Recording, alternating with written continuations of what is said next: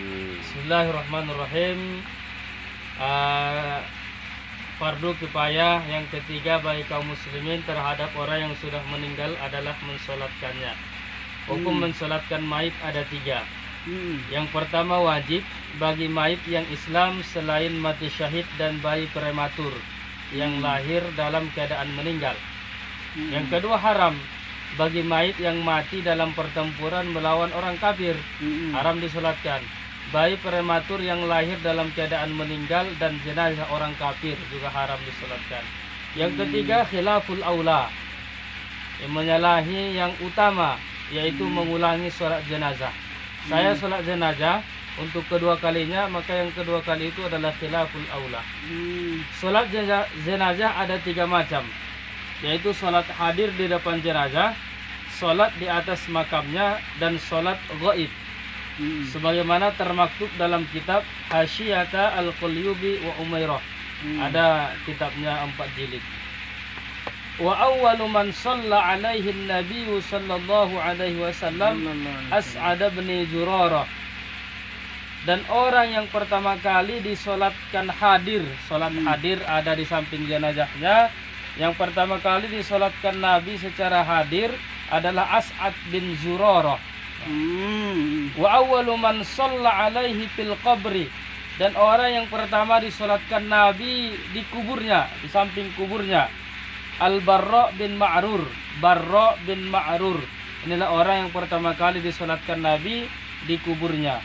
Wa awwalu man shalla alaihi ghaiban An-Najashi, dan orang yang pertama kali disolat ghaibkan oleh Nabi adalah Raja Najashi, Raja Habasah, atau yang sekarang dikenal dengan Ethiopia. Itulah makanya dalam mazhab Syafi'i itu disyariatkan sholat ghaib. Waktu pelaksanaan sholat jenazah ialah ketika si mayit sudah dimandikan atau ditayamumkan kalau tidak ada air untuk dimandikan. Adapun syarat-syarat sholat jenazah sama seperti yang berlaku kepada sholat yang lain. Ditambah satu syarat, yaitu orang yang mensolatkan tidak berada di depan jenazah. Gawat di ini. Ulangi jalan di jenazah ni. Narin ya sentur. Mensolatkan jenazah memiliki keutamaan, sebagaimana sabda Nabi sallallahu alaihi wasallam yang diriwayatkan oleh Imam Bukhari dan Imam Muslim. Man syahidal janazata hatta yusalli 'alaiha falahu qirat. Siapa yang menyaksikan jenazah sampai disolatkan, maka baginya pahala 1 qirat. Wa man syahidaha hatta tudfan falahu qiratani. Dan siapa yang menyaksikannya sampai dibawa ke kuburan, sampai dikuburkan, maka baginya pahala 2 qirat. Qila wa ma qirat wa mal qiratani. Ditanya, apa itu 2 qirat itu? Qala mithlu jabalainil azimaini. 2 qirat itu seperti 2 gunung yang besar, muttafaqun alaih. Sebagian ulama menjelaskan gunung yang besar ini adalah Jabal Uhud. Jadi 2 qirat itu sebesar 2 gunung Jabal Uhud. Inilah ringkas tentang sholat jenazah.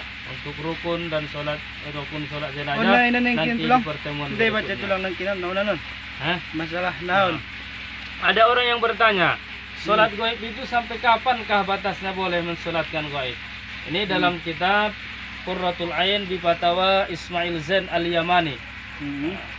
Ada orang yang bertanya, ila ma tatlabus salatu alal maitil ghaib? Ila syahrin au ila sanatin au ila ma la haddalah. Sampai kapankah dituntut sholat gaib itu? Sampai sebulankah, 1 tahunkah, atau tidak ada batasnya? Nah, ini pertanyaan ini muncul dari orang Indonesia. Al-As'ilatul Indonesia. Nah, al-jawab, wallahul muwaffiq lis-shawab.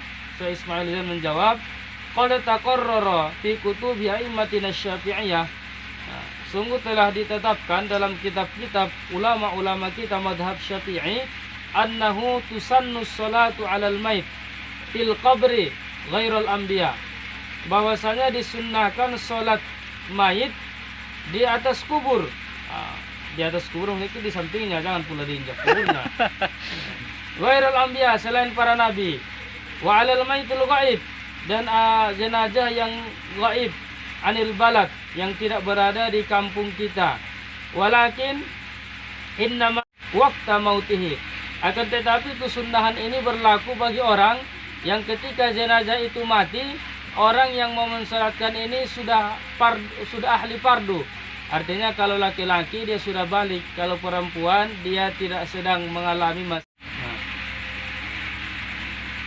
Kalau dia di waktu meninggal jenazah itu dia tidak termasuk ahli fardu, fala tusannu, maka tidak disunnahkan. Wala tasih, dan tidak sah.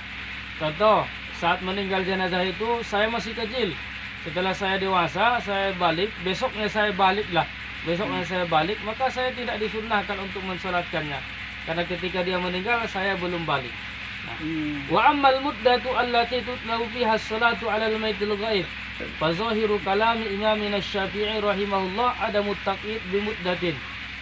Adapun masa yang dituntut padanya salat ghaib, artinya yang disunnahkan untuk salat ghaib itu, maka zahir perkataan imam kita Asy-Syafi'i adamu taqyid bi muddatin, tidak terikat dengan masa.